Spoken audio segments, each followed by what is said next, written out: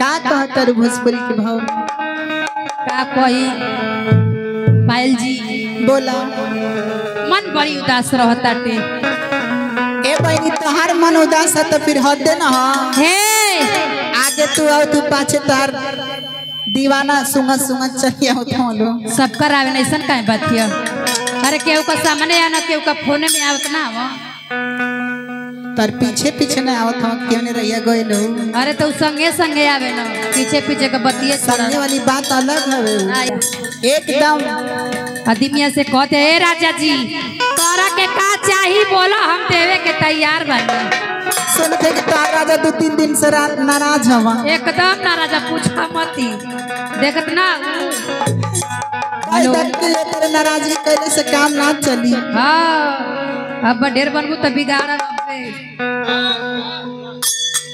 लेके आई कहना बा तो कहा कि राजा हो तो हके कैसे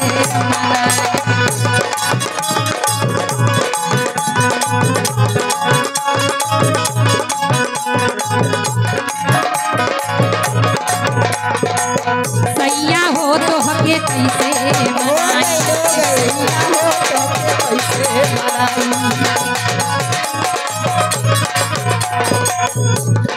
कैसे मनाई हो कैसे मनाई हो कैसे मनाई बलमो हो तो कैसे मनाई राजा हो तो के कैसे मनाई राजा हो तो के कैसे मनाई।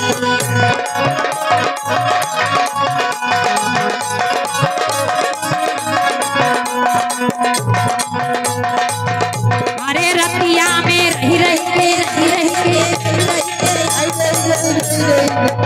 अरे रतिया में रही के आवे राजा हो तो हके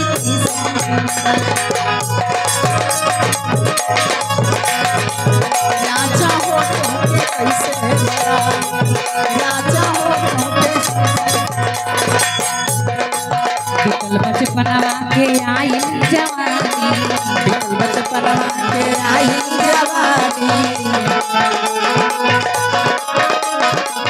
बिकल बचपनवा के आई जवानी बचपनवा के आई जवानी।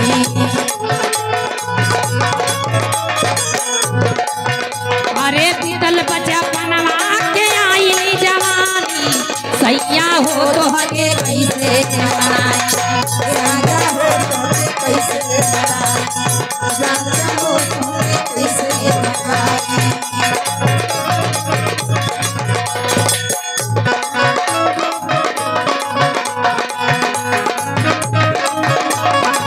राजा हो तो कैसे सैया हो तो हके कैसे राजा हो तो हके कैसे। ज्योति जी मना भइलो अपनी राजा के चलो आओ बिगाड़ो।